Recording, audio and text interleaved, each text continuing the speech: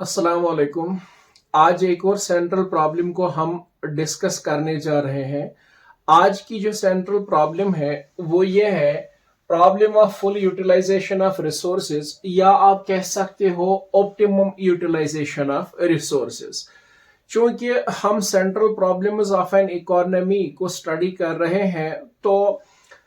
Optimum utilisation of resources या problem of full utilisation of resources भी सभी economies की एक सेंट्रल प्रॉब्लम होती है। देखिए, हम इससे पहले भी ये जान चुके हैं कि किसी भी इकोनॉमी के जो रिसोर्सेज होते हैं वो लिमिटेड होते हैं, ठीक है, और फिर उन रिसोर्सेज का अल्टरनेटिव यूज भी होता है। अब अगर किसी इकोनॉमी के रिसोर्सेज हैं और उन रिसोर्सेज का अगर प्रॉपर यूटिलाइजेशन नहीं हो पा रहा है, ठीक है, या फिर अगर रिसोर्सेज को आइडल रखा जा रहा है या रिसोर्सेज को अगर वेस्ट किया जा रहा है, ठीक है, तो इसका मतलब यह हुआ कि इसका सीधा इफेक्ट उस इकोनॉमी के इकोनॉमिक डेवलपमेंट, इकोनॉमिक ग्रोथ पे पड़ेगा, ठीक है। इसलिए कि हर हाल में जो इकोनॉमी होती है, सपोज एक इकोनॉमी है बाय नेम ए, तो उस इकोनॉमी ए के अंदर इन रिसोर्सेज का आइडल होना उस इकोनॉमी के इकोनॉमिक अपलिफ्टमेंट, इकोनॉमिक ग्रोथ के लिए अच्छी चीज नहीं है। तो इसलिए जरूरी यह है उस इकोनॉमी ए के लिए कि वो उन रिसोर्सेज का जुडिशियस इस्तेमाल करे, वो उनका रैशनल इस्तेमाल करे, वो उनका बेहतरीन इस्तेमाल करे, वो साइंटिफिक यूज ऑफ रिसोर्सेज करे, ताकि आउटपुट उस इकोनॉमी ए का ज्यादा से ज्यादा निकल कर आए, ठीक है, और इस तरीके से वहां पर फुल यूटिलाइजेशन ऑफ रिसोर्सेज का होना मुमकिन हो सकता है। लेकिन अगर हम मोटे तौर पर इस प्रॉब्लम को अब देखें तो फॉलोइंग इम्प्लीकेशंस हमें देखने को मिल रही है। मतलब हम कंक्लूड इस तरीके से कर सकते हैं कंक्लूजन में कि अगर इकोनॉमी ए है, इस चीज को आप समझ लीजिए, अगर कोई इकोनॉमी ए है तो इस इकोनॉमी ए के अंदर अगर हम इम्प्लीकेशंस देखें फुल यूटिलाइजेशन ऑफ रिसोर्सेज या ऑप्टिमम यूटिलाइजेशन ऑफ रिसोर्सेज की, तो all resources must be utilised, ठीक है, यानी इस इकोनॉमी ए के अंदर जितने भी रिसोर्सेज हैं उनको प्रॉपरली चैनलाइज करना पड़ेगा, उनको प्रॉपरली इस इकोनॉमी ए को यूज करना होगा, और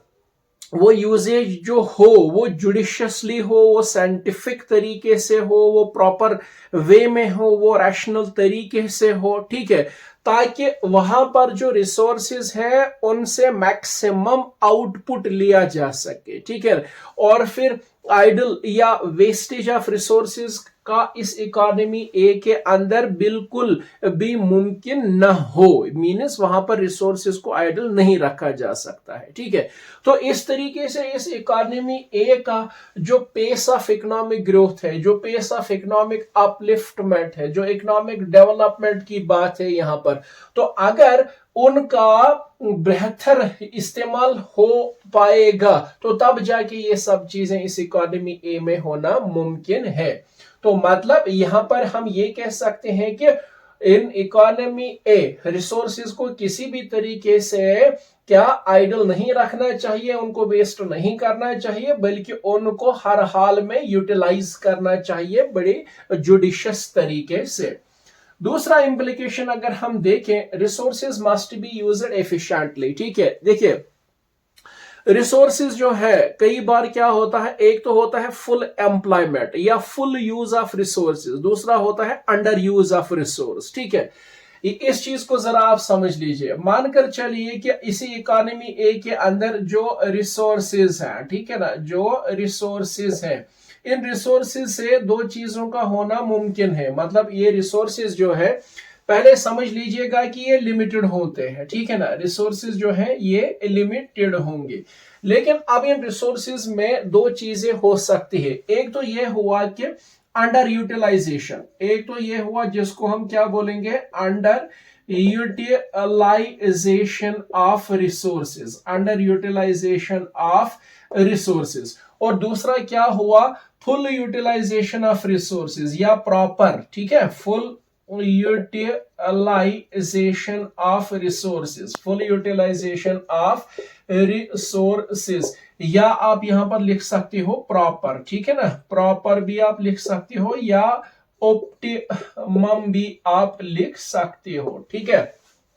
अब मसला ये है कि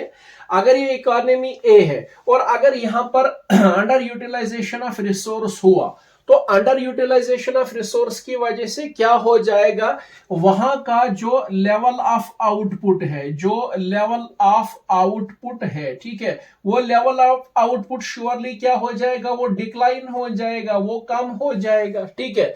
और दूसरा, इस तरीके से वहां पर क्या होगा, वेस्ट ऑफ रिसोर्सेज भी होगा, वेस्ट ऑफ रिसोर्सेज भी होगा।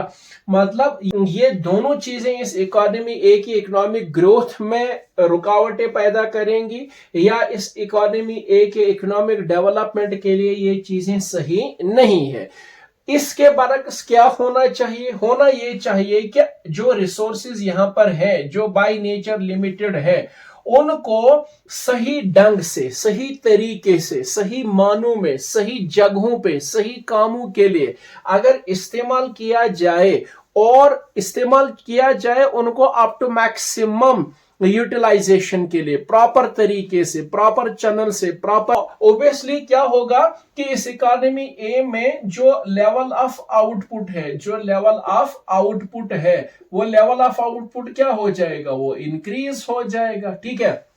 और दूसरा, जो रिसोर्सेज हैं उनका क्या हो जाएगा, प्रॉपर यूजेज, उनका क्या हो जाएगा, प्रॉपर यूजेज हो जाएगा। तो जब ये दो चीजें इस इकोनॉमी में होंगी, तो इससे लेवल ऑफ इनकम भी यहां पर बढ़ेगा इकोनॉमी ए के अंदर, लेवल ऑफ एम्प्लॉयमेंट भी बढ़ेगा इससे, टोटल आउटपुट भी बढ़ेगा इससे, ठीक है। तो इस तरीके से अगर ऑप्टिमम यूटिलाइजेशन ऑफ रिसोर्सेज इस इकोनॉमी ए के अंदर मुमकिन हुआ, तो ऐसा करने से इस इकोनॉमी ए का पूरा सिनेरियो जो है, पूरा इकोनॉमिक ग्रोथ जो है, इकोनॉमिक प्रोग्रेस जो है, इकोनॉमिक प्रोसेस जो है, जो डेवलपमेंटल ट्रैक होगा इस इकोनॉमी का, वो बेहतर से बेहतर होता जाएगा। तो कुल मिला के हम कंक्लूजन में ये कह सकते हैं कि इस इकोनॉमी या किसी भी इकोनॉमी की इकोनॉमिक प्रॉस्पेरिटी या इकोनॉमिक ग्रोथ या इकोनॉमिक डेवलपमेंट या उस इकोनॉमी की प्रोग्रेस के लिए जरूरी है कि वहां पर जो उसके रिसोर्सेज हैं, वो रिसोर्सेज प्रॉपरली यूटिलाइज किए जाए और एफिशिएंट यूजेज उनका हो। तो